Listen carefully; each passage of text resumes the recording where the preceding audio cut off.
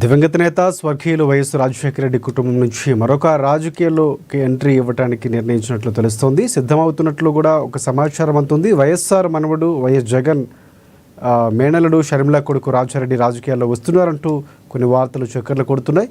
ఈరోజు షర్మిల కర్నూలు జిల్లా ఉల్లి మార్కెట్ సందర్శించడానికి వెళ్లారు. అయితే తన వెంట కొడుకు రాజారెడ్డిని కూడా తీసుకెళ్లడం ఇప్పుడు హాట్ టాపిక్గా మారింది. కాగా పర్యటనకు వచ్చే ముందు ఇంటి వద్ద అమ్మమ్మ విజయలక్ష్మి ఆశీర్వాదం కూడా తీసుకున్నారు. ఇందుకు సంబంధించినటువంటి వీడియో వైరల్ కావడంతో చర్చలు జరుగుతున్నాయి. రాజకీయాలకు రాబోతున్నారంటూ వార్తలు ఇప్పుడు మాట్లాడుకుంటున్నారు.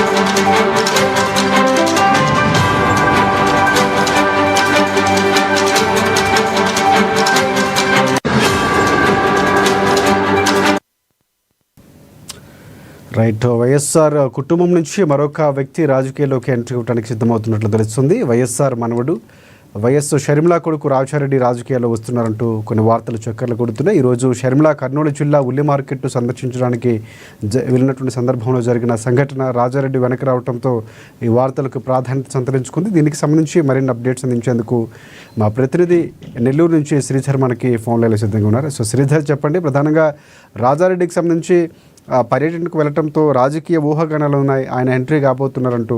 సో దీనికి సంబంధించి ఆ అప్డేట్స్ ఏంటి?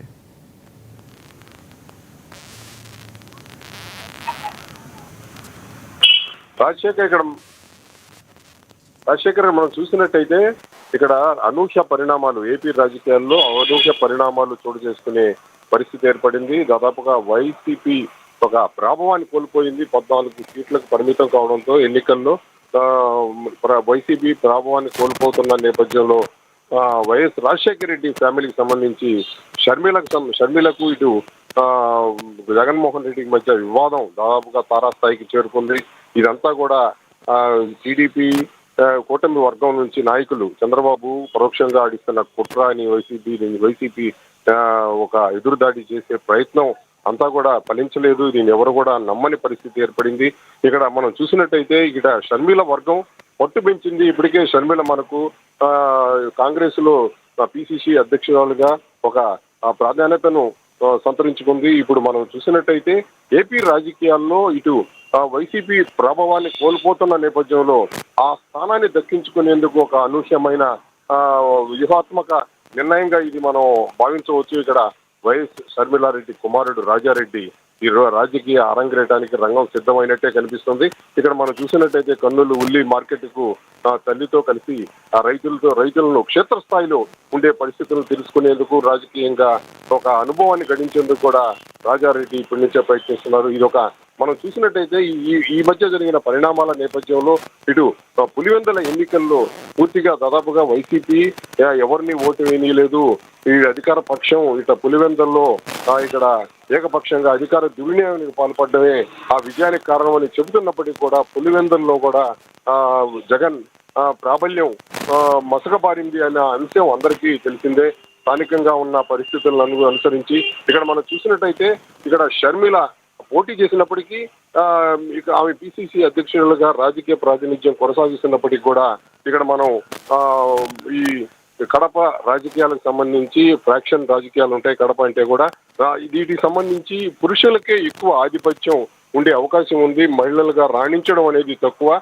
ఈ నేపథ్యంలో వైఎస్ షర్మిలారెడ్డి అమీతుమి తేల్చుకునేందుకు తనకు తన తండ్రి రాజకీయంలో భాగస్వామ్యం పంచుకుంది. అది కూడా షర్మిల ఉద్దేశపూర్వకంగా రాజకీయ భాగస్వామ్యం ఏర్పడింది కాదు.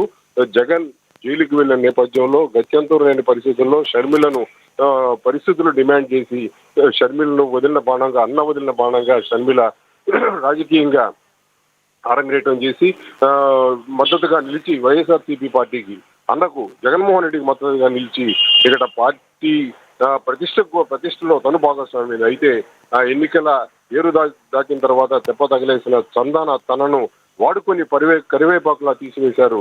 తనకు లభించాల్సిన ఆస్తి కూడా, తండ్రి ఇస్తానన్న ఆస్తి కూడా ఇవ్వకుండా అన్న వదినలు తనను గెంటేశారని వైఎస్ షర్మిల అనూహ్యంగా క్షేత్రస్థాయిలో అందరినీ ఆశ్చర్యపరుస్తూ రాజకీయ ప్రత్యర్థి అయ్యారు. ఈ కాంగ్రెస్ పార్టీ నుంచి తండ్రి రాజశేఖర్ రెడ్డిని ఆదరించిన పార్టీ నుంచి తను రాజకీయంగా ప్రజల ముందుకు రావడం జరిగింది. అయితే ఇక్కడ స్థానిక ఏపీలో ఉన్న పరిణామాలను చూస్తే విభజనకు సంబంధించి కాంగ్రెస్ పార్టీ అధిష్టానం, ముఖ్యంగా ఈ సోనియా గాంధీ, రాహుల్ గాంధీ వల్ల వారు ఈ విభజనను ఆపలేకపోయారు. విభజనకు సంబంధించి ఏపీలో కాంగ్రెస్ పార్టీపై తీవ్ర అసంతృప్తి ఉన్న కారణంగా పార్టీ ఆనవాళ్ళు లేకుండా పోయింది. క్రమంగా పార్టీని అభిమానులైతే కొంతమంది ఉండొచ్చు, కానీ పార్టీ రాజకీయం పూర్తిగా ఇక్కడ స్తంభించిపోయింది. ఈ నేపథ్యంలో కాంగ్రెస్ పార్టీని పునర్జీవింపజేసేందుకు వైఎస్ షర్మిల ఇక్కడ ప్రయత్నం చేస్తున్నారు. దీనికి ఒక కారణం కూడా అన్నతో ఉన్న విభేదాలు, అన్న వదినలతో ఉన్న విభేదాలు. ఇక్కడ తండ్రి తనకు ఇస్తానన్న ఆస్తి కూడా ఇవ్వకుండా, రాజకీయంగా ఏ ప్రాతినిధ్యం కూడా తనకు దరిచేరనీయకుండా, వదిన నుంచి ఒక హరాస్మెంట్ తనకు ఉందని ఇట్లా పరోక్షంగా అన్నను కంట్రోల్ చేస్తూ తమపై తన తల్లిపై ప్రాణ హాని కూడా తలపెట్టే పరిస్థితులు దాపురించిన నేపథ్యంలో వీరంతా కూడా రాజకీయ క్షేత్రాన్నే వీరు రక్షణగా ఎంచుకున్నారు. ఈ నేపథ్యంలో ఇక క్షేత్రస్థాయిలో దిగిన వైఎస్ షర్మిల అప్పుడు అన్న వదిలిన బాణం అయితే మరొక బాణాన్ని అన్న మీద ఇప్పుడు సంధించేందుకు సిద్ధమైంది. వైఎస్ రాజారెడ్డి, ఇక్కడ మా షర్మిల కుమారుడు వైఎస్ రాజశేఖర్ రెడ్డి మనవడు ఇక్కడ రాజకీయ అరంగేయడానికి రంగం సిద్ధమైంది. అయితే ఈ రాజకీయం అంటేనే కొంతవరకు క్షేత్రస్థాయిలో ఎలా ఉండాలి, ప్రజలతో ఎలా మెలగాలని అంశాల మీద ఒక అవగాహన ఉండాలి నాయకుడికి. దానికి సంబంధించి వైఎస్ షర్మిల తనతో క్షేత్రస్థాయిలో